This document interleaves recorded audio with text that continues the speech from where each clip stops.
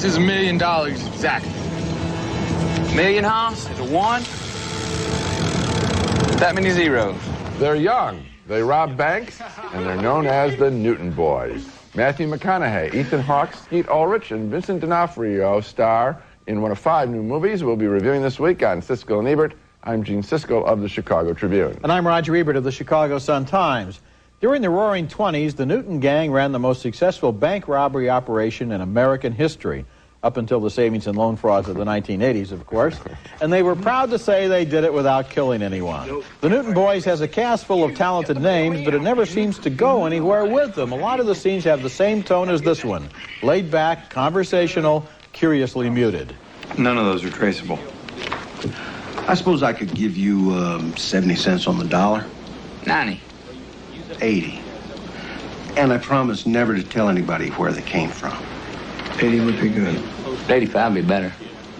We promise never to rob your little bank. That's Matthew McConaughey as Willis Newton and Dwight Yoakam as a member of the gang who's not a brother but does know how to blow up safes with nitroglycerin. And you only get to make one mistake with this. Then they walk around the edge of the crater, and they find a finger or a toe.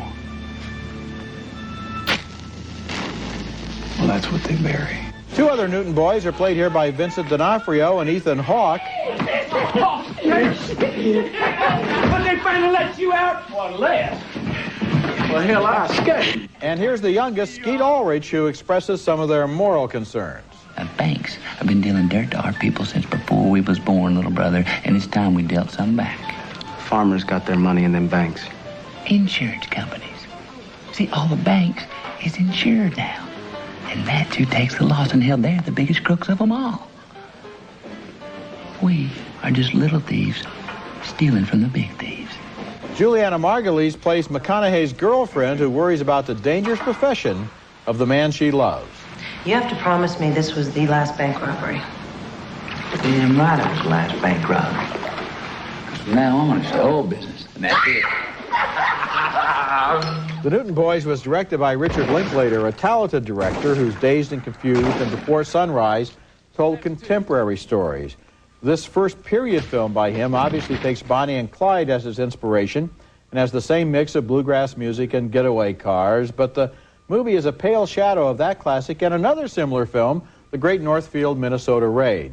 He doesn't do a very good job of making the characters stand out from each other as individuals, and the meandering pace is a problem. The movie's most entertaining footage is at the end, where we see video of Johnny Carson interviewing one of the real Newton Boys. That is worth sticking around Yes, it for. is. And I enjoyed the film more than you did. No, it is not as good as Bonnie and Clyde. Of course, you and I are not going to see a film this year as good as Probably Bonnie and not, Clyde. no. And you're right to recommend the Great Northfield, Minnesota Raid, one of my favorite contemporary sort of dirty westerns. I like that film very much.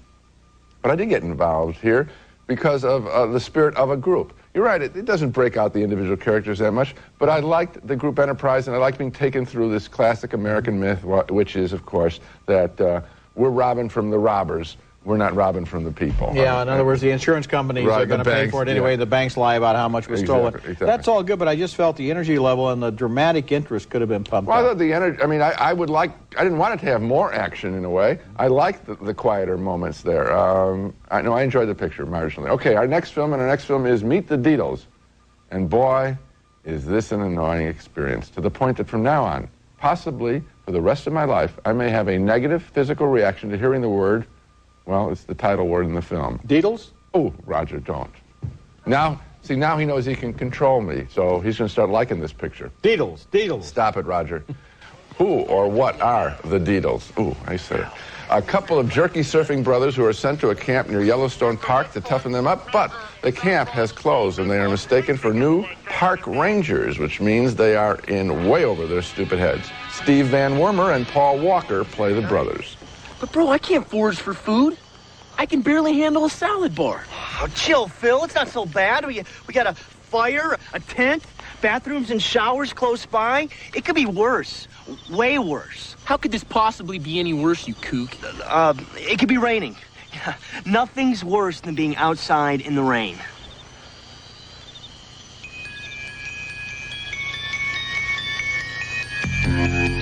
Their specific assignment as new rangers is to rid the park of an invasion of rodents. Prairie Dog. A bad guy, a megalomaniac played by who else? Dennis Hopper, wants to use the prairie dogs to control precious parkland for his own economic purposes. Mr. Crab, get over to Yellowstone, watch for those experts. And above all, keep them away from my tunnel. Also threatened by Hopper and by the incompetent Deedles is the guys who are known as Old Faithful. Could the Deedles screw up so badly as to end its regular eruptions? While we wait for that joke to play out, the gags elsewhere are pathetic, including eating worms.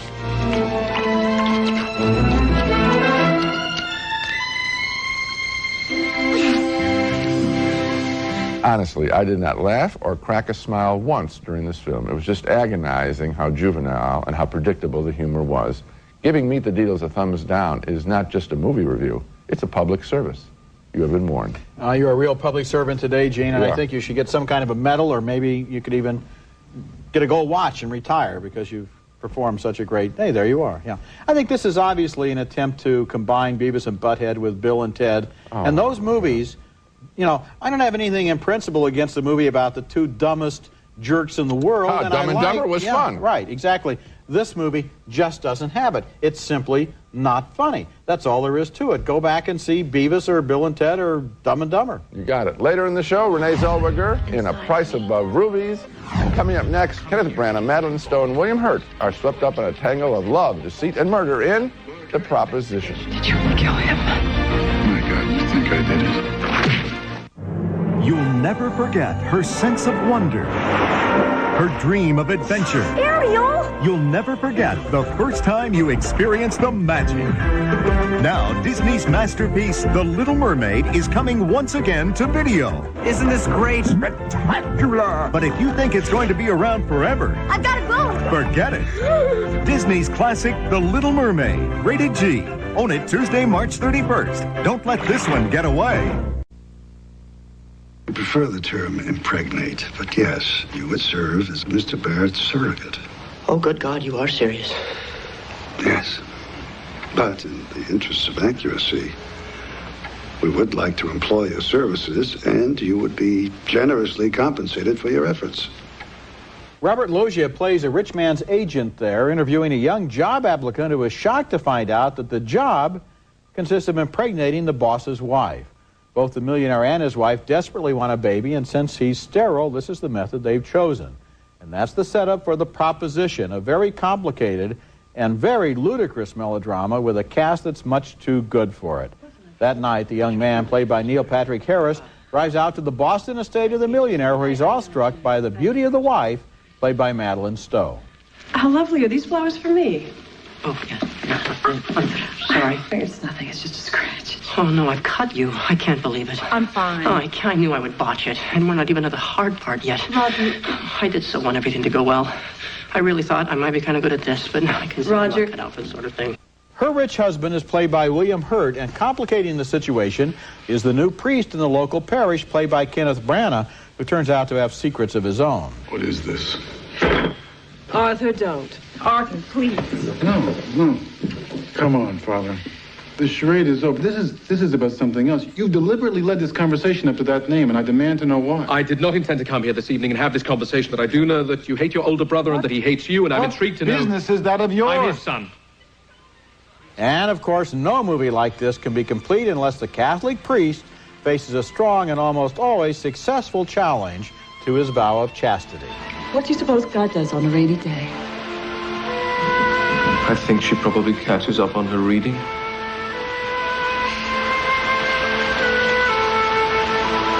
Thank you for that.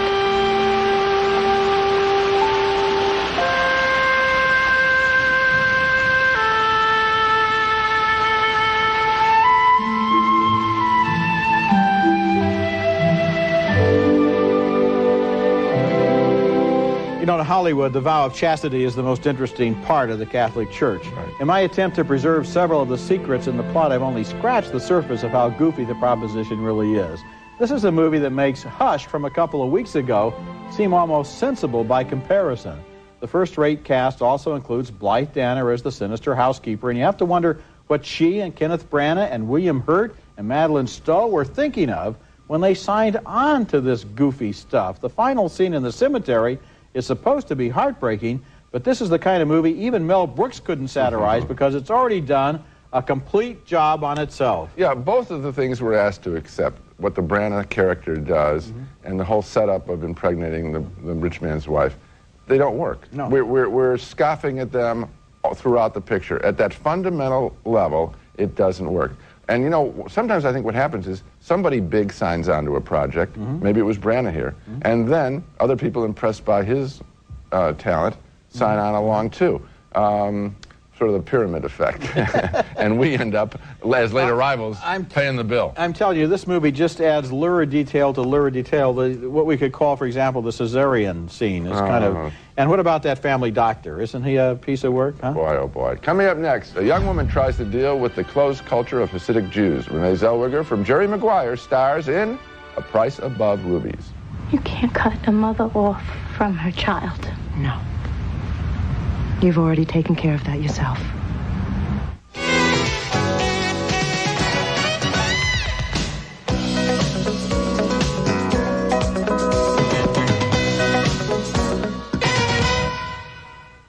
You should be ashamed of yourself, Mr. Kapoor. Mr. Horowitz's previous buyer may have been too old or just too trusting to detect this fake, but he can remember where he bought it from. We have one of two possibilities here, Mr. Kapoor. One, you yourself didn't know it was a fake and unwittingly passed it on. Two, you knew. Either way, you're doing dishonorable business. That's the fine young actress Renee Zellweger from Jerry Maguire, barely recognizable as a young woman who follows her tradition and marries an Orthodox Hasidic Jew, and within that straight-laced culture, tries to find her own identity in a thoughtful new film called A Price Above Rubies. Her name is Sonia, and she is a jewelry expert, which makes her a valuable ally to her husband, even though she selected him for spiritual, not business reasons. Here she talks with her brother-in-law, who is in the jewelry business. He's played by Christopher Eccleston. I understand your father, may his memory be a blessing, was the finest gemologist in the state. I also understand you picked up a thing or two. Excellent work. I wouldn't price it at a dime over $800. Why didn't you go into the business? Because my parents didn't want me mixing with unsavory characters. They wanted me to marry a great scholar and live a decent, spiritual Jewish life. Did you? As the price of her employment, Sonia ends up having a passionless affair with that brother-in-law. Later, he spots her with another man and shares his discovery with the family. The brother-in-law's sister, Juliana Margulies, is naturally outraged. Who said this? It doesn't matter. What's done is done. And what's said is said, and the truth doesn't matter anymore, does it? I'm taking Shimmy and I'm going back to Muncie to stay by my mother. We have a fine life here, Sonia. A decent life. And you are not going to be allowed to destroy it for everyone around you. For the good of all concerned, you've got to be cut off. The other man, an artist named Raymond, played by Alan Payne, creates beautiful jewelry designs and represents a more free approach to life. All my life, I've been trying to make up for my old man splitting, you know, by looking out for my moms. Then you walk in. And I think here's another desperate woman that needs something from me. But I was wrong. I need you. It was hard for me to understand exactly what writer-director Boaz Yakin is attempting with this extremely well-acted film. We learn little of the Hasidic way of life, other than Sonia can't function in a society that has survived for centuries and thrives today. It was hard for me to root for Sonia because some of the action she takes. I wish there had been more verbal engagement with her when she's challenged, and I'd like to hear more of her responses. She doesn't talk enough for me about what she is doing. Still, A Price Above Rubies is beautifully acted and is an extremely good-looking film. Congratulations to Renee Zellweger, who certainly challenges herself with this role and proves that she has more than monetary interests in pursuing her acting career. She made me follow a movie that left me with a lot of questions. A marginal thumbs up for me on A Price Above Rubies. Thumbs up for me, too. And I had some questions also. I think that, in a way, what he's trying to say is that this Hasidic community is totally male-dominated, and that a woman who doesn't want to go along with that and buy into that is going to be unhappy, especially if her husband is much more interested in praying all the time than in treating her like a woman and in paying attention to her. So it's like she doesn't really deal with it on a religious level at all. It's just how she feels. Yes, I mean, that's true. The religious component here, we learn really nothing of the faith and all that, and I thought that was possibly a weakness, and I would have liked to have her engage that, rather than just suffer as an outsider, if you will. I would have liked to have her and yet you're right about her performance. It's a wonderful performance, and I was fascinated, and I was also really interested in her relationship with the young artist, who has a downtown job doing things he doesn't respect, but in his basement makes this beautiful jewelry, and she's the one who tells him that it's really worth something. So there's a lot of good in this film, and then there's some confusion also. Yeah, there's beauty all around her. She only focuses on the jewelry designs. See, something like that would have been, some dialogue like that would have even helped. When we return, can you really go home again? Edward Burns finds out in his new film, No Looking Back, with John Bon Jovi and Lauren Holly. Hoping maybe to run into Claudia if she's still around. We're together now. What do you mean, you're together now?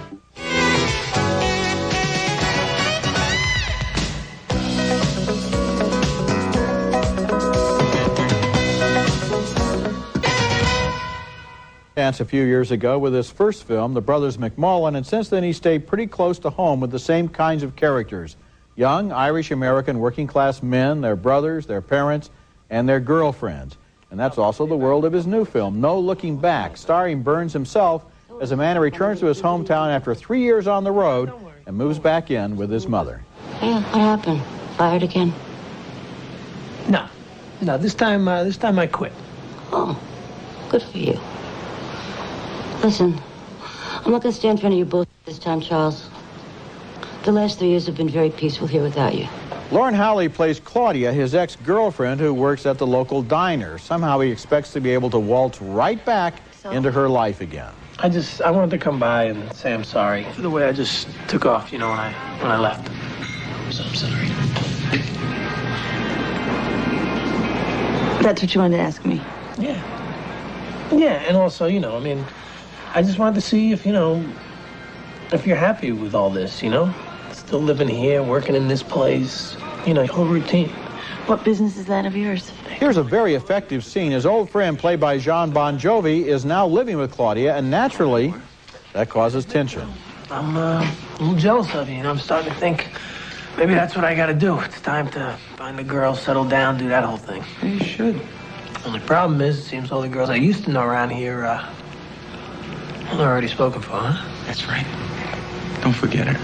He tries a direct approach on Claudia herself. I don't know, it seemed like, the other day else you felt like dancing. What happened to that? Yeah, well, we all make mistakes. So what are you trying to say? You hate me or something?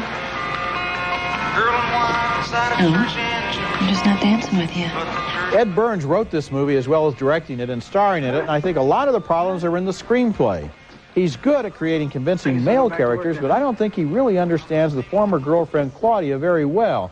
He doesn't know that when a woman has made an emotional commitment to somebody and is living with them, they don't get all vague and forgetful about it because of an unemployed guy who comes back after 3 years after having dumped her and now wants to offer her almost nothing except a bus ticket out of town. That's not convincing, but Burns thinks because he's the guy, maybe it will work. I don't know. The characters seem to bounce around without convincing motivation, even though the world was well seen. And bouncing about is just it. I felt that this movie was about strutting and attitude.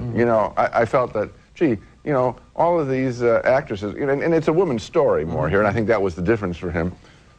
Gee, they all work out well. They're all on the Stairmaster or something. Because just the whole attitude, it's kind of a punky attitude. But I didn't feel any connection between these characters. No, the emotional payoff wasn't there. But I'll tell you one thing I did notice, and that's John Bon Jovi. This movie, and a couple of weeks ago in The Leading Man. Oh, he can act. He can act, and he's done it in these two movies in a way that I hope a director notices that. Good. When we come back, we'll take another look at the movies we reviewed on this week's show.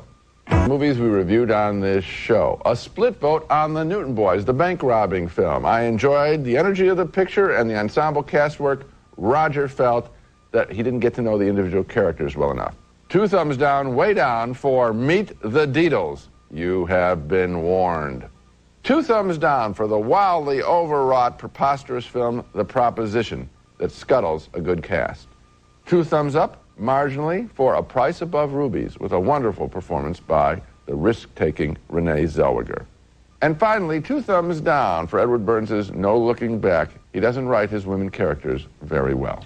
So, A Price Above Rubies is the one that I think we both like the most. Yeah, but with a lot of problems in that story. It isn't as good as it could have been.